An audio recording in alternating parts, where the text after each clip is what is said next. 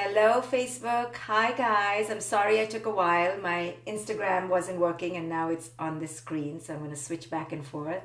So it took a long time to reboot and reinstall, and now I'm here. So every day I try and teach this course that some of you have been following every day, and each day I try to impart some of the lessons that have meant a lot to me and share it with you. Many people complain that they don't have time. Well, now we have time. Many of us say that, oh, we don't have the money to take a course, so this is for free. This is here for you for free. I feel like this moment in time, in this historic global event, we have an unprecedented opportunity to both be students and teachers. I'm a student and I'm a teacher. And because I take being a student very seriously, I am learning so much from this moment in time. I'm using this moment in time to truly develop my emotional and spiritual repertoire. And because I'm a teacher, I'm using this moment to teach. So I don't know about you, but I believe every human is both a student and a teacher.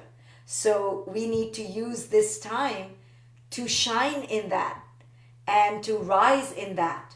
There is so much we can learn from this moment in time, and there is so much to teach. I am not only a teacher, you are a teacher. And I'm not just a teacher, I'm a student, I'm a seeker, and you are too.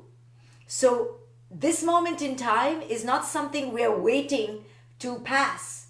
We're not waiting for this to go away. It's here as an experience, as if you went to Malaysia or Bhutan or Indonesia. These are all the places I want to go to. And you were in an experience, meeting the locals and meeting the moment. This is a moment in time, like a destination we are traveling inside of. So I know most of us are waiting for this moment to pass.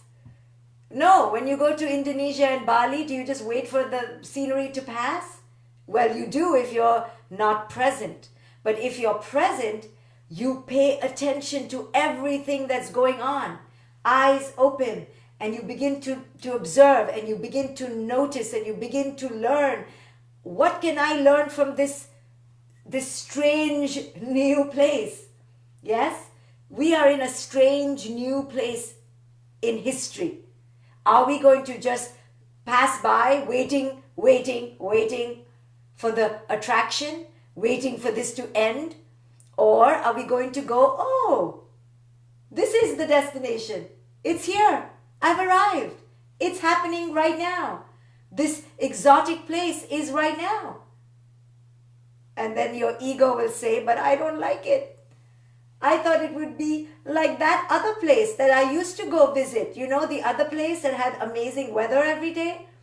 And then the place tells you, well, child, I know you like that place, but you're not in that country. You're in this country. In this country, this is the weather. In this country, we wear masks every day. In this country, we kind of stay home a lot. And you're like, I don't like this country. Can I leave? And then this country says, well, I wish you could leave because I don't really know whether I want you here either. You complain all the time, you bratty, you're whining, you're becoming fat, you're drinking a lot, you getting mad with your beautiful children. I don't know whether I want you here either. But unfortunately, there are no flights out, so you got to stay. And you're like, damn it. So you're just like, okay, I'll stay, but I'm waiting for the moment I can leave. Okay.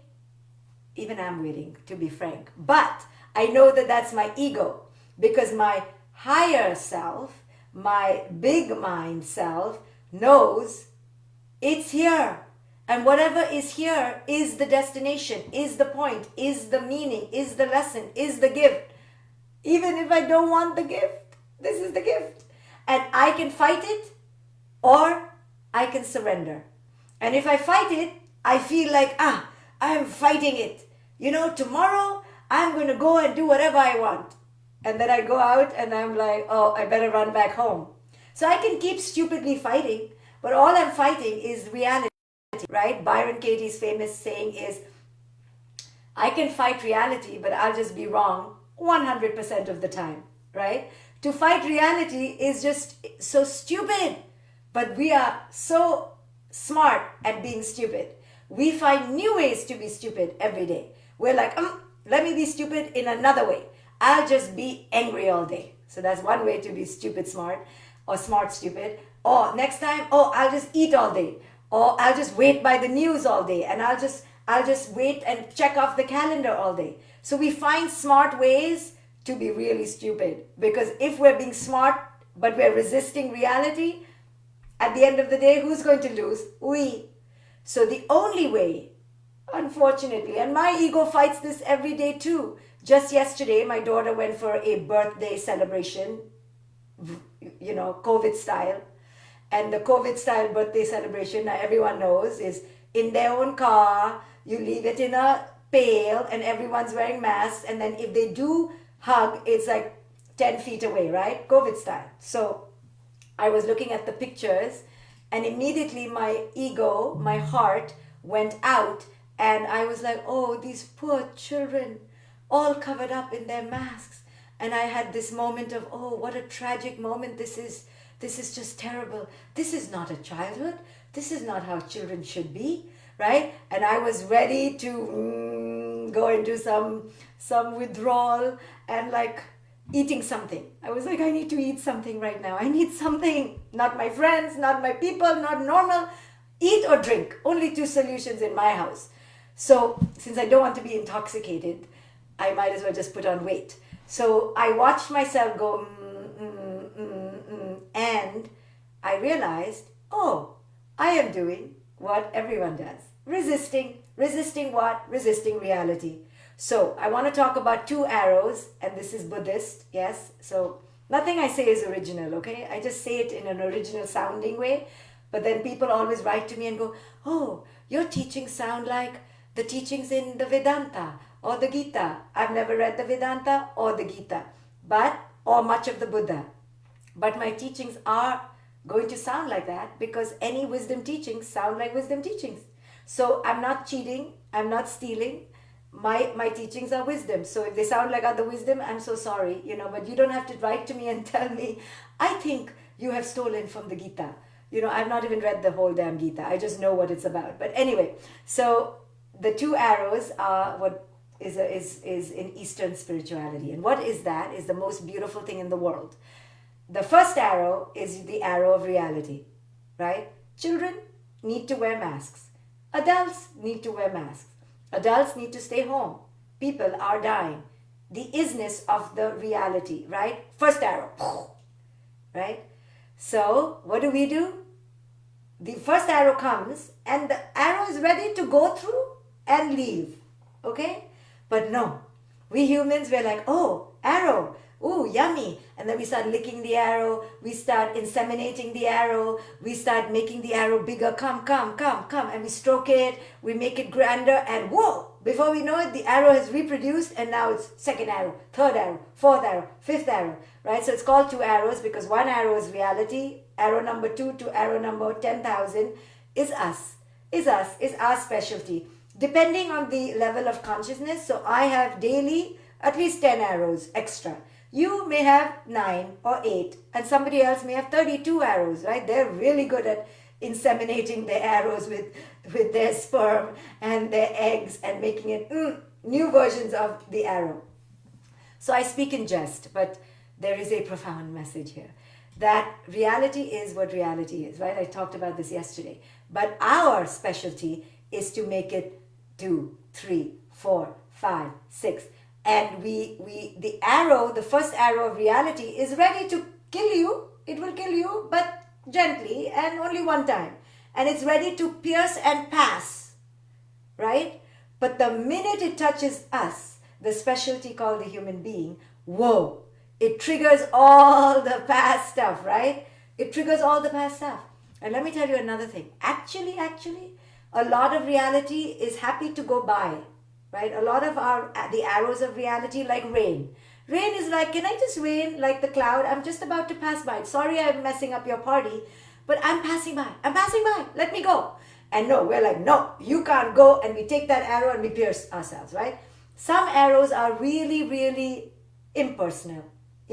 Like when a stranger on my Instagram or my Facebook says, Dr. Shefali, I think your cheeks are too big and they're droopy. Okay? That is a passing arrow. Like I can just easily let it pass. Let it pass. That arrow has nothing to do with me. It says Shefali, so I think they're talking to me, but I know they're not talking to me. But what do?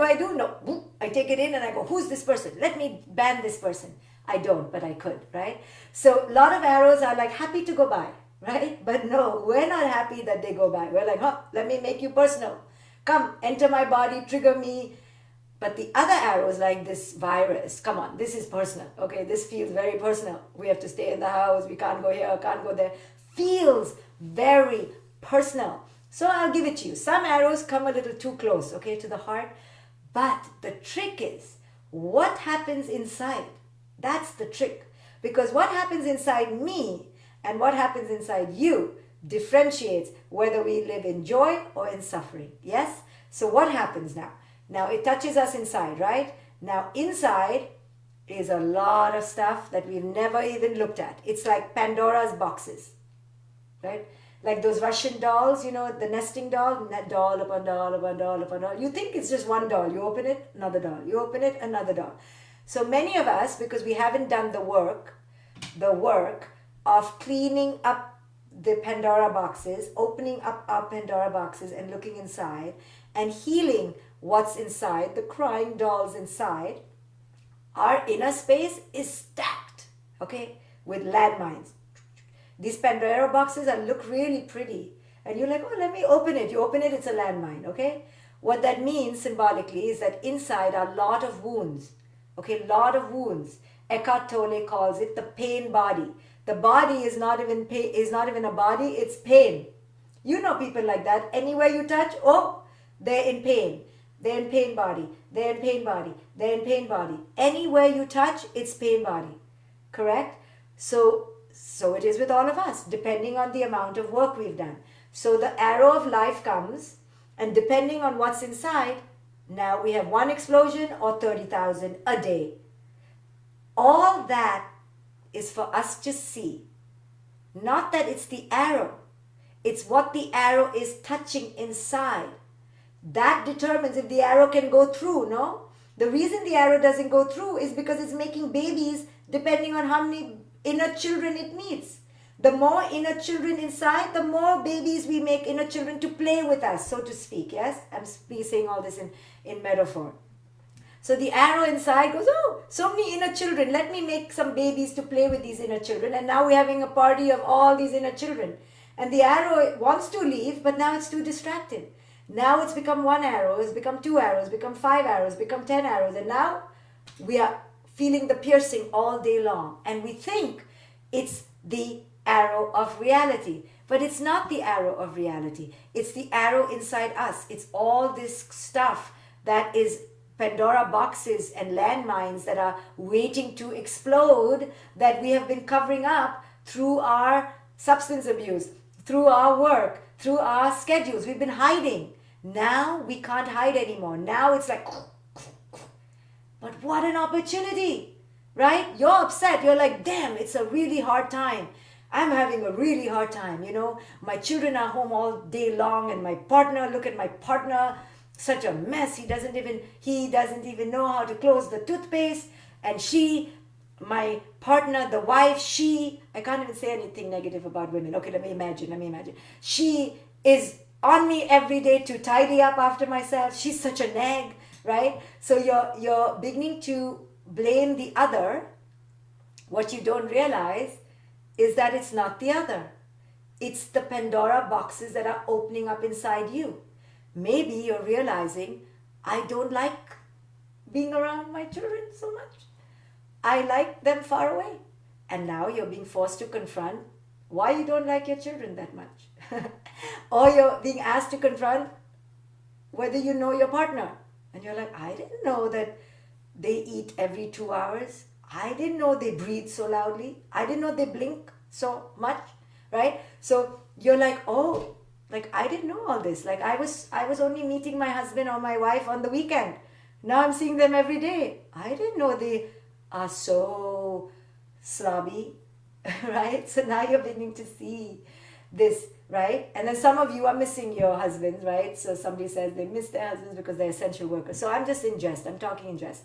Making light of our neuroses, because if you don't have humor, then that arrow is going to kill you. So we have to laugh about our craziness, yes? And see it in the light of wisdom. That whatever is coming out because of Pandora boxes that are exploding inside. These Pandora boxes that are waiting as landmines to be tripped on.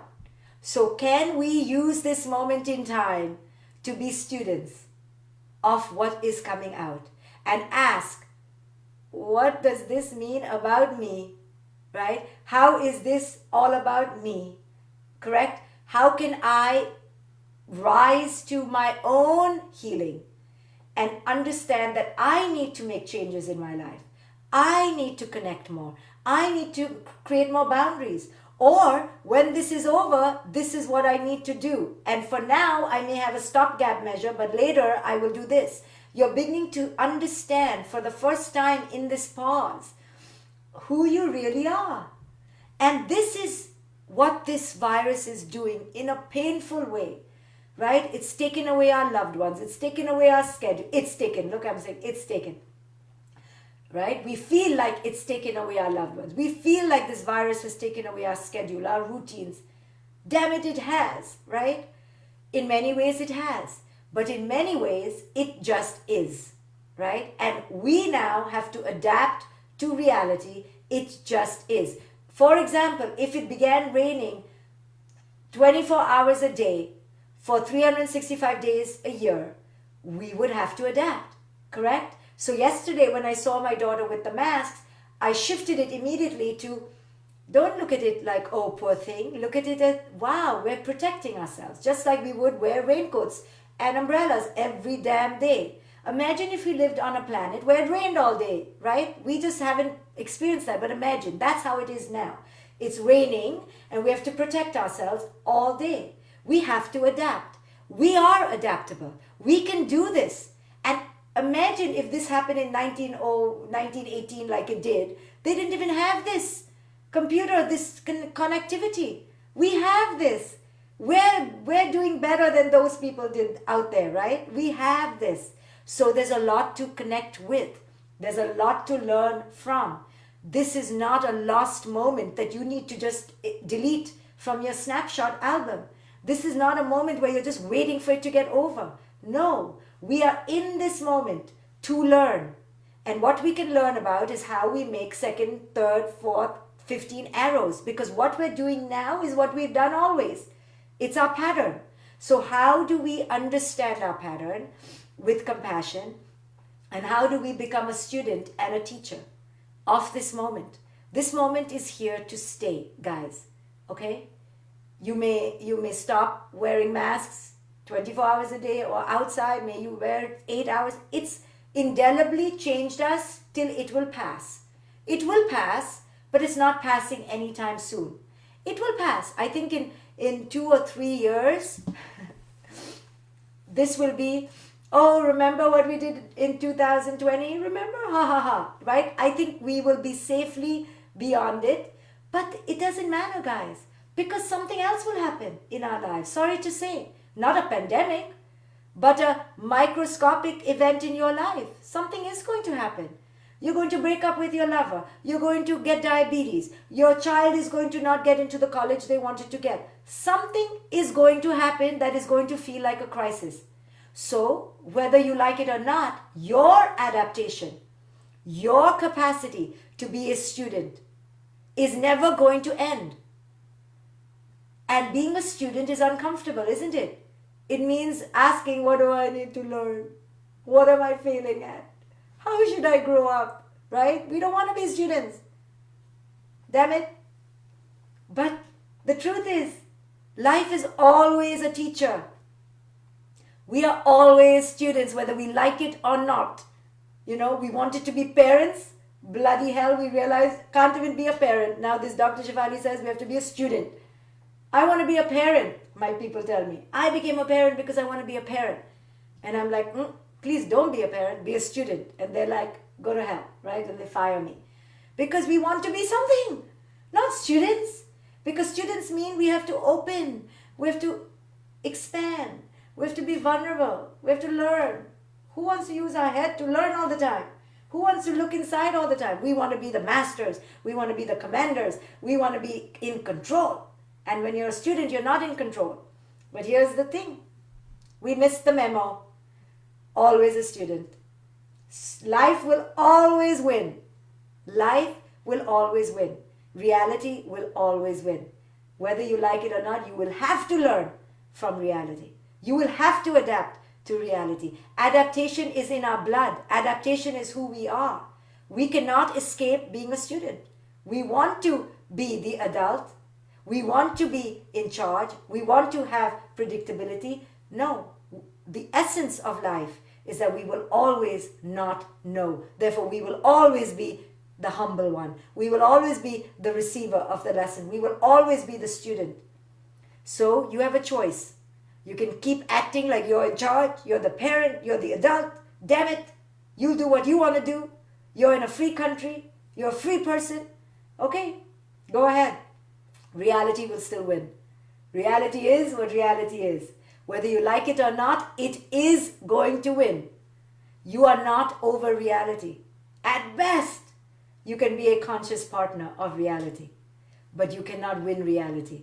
So the sooner you realize that your winning comes from surrender, comes from learning, comes from saying, what can I learn? What are my lessons? Then you have taken from reality the jewels. You have alchemized reality into gold. You have taken something that could be so onerous, so burdensome, into beauty. And that's how we have to live every day. What can I learn? What can I teach? What can I learn? What can I teach? And when you have that attitude to the present moment, you begin to meet the present moment with reverence, with respect. It's here to teach me. It's here to give me something. It's here to reflect something back at me. It's giving me.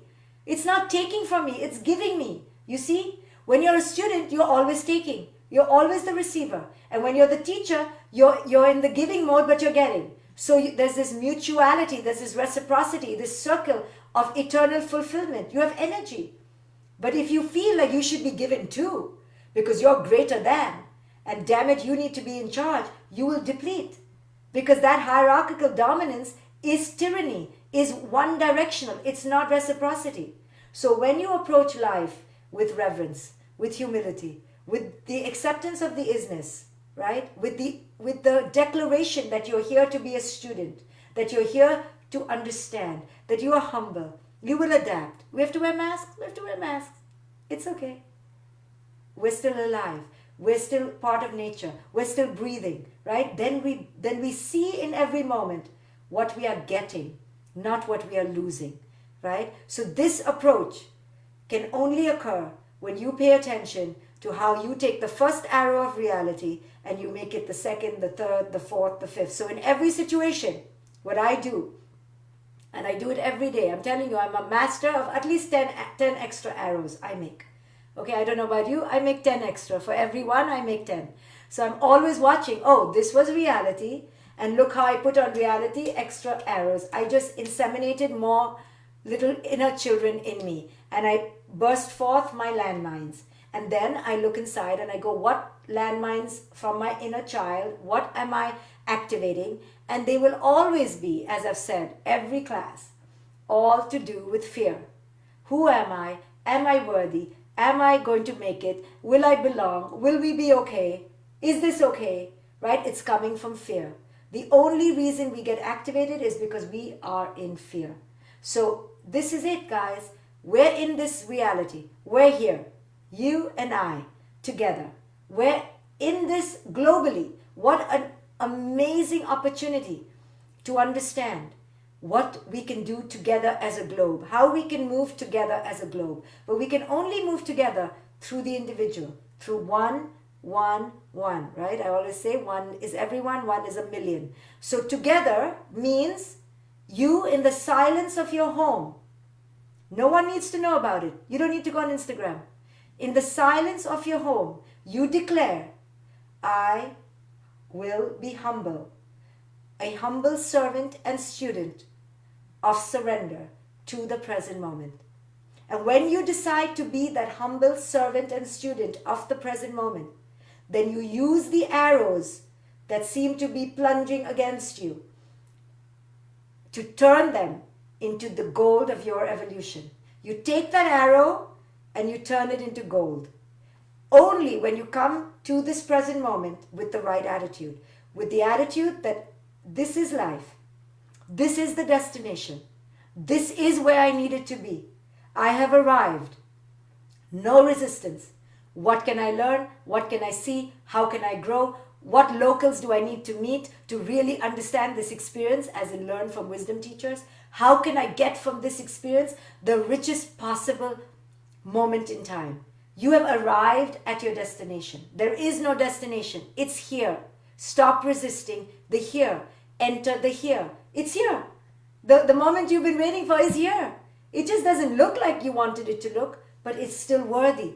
It's still your life. You're still living. Stop waiting for that life. It's not that life in a packaged box. It's this. Whatever this is, if you're breathing, this is the destination. This is the outcome. This is the goal. This is the point. It's the whole point is right now.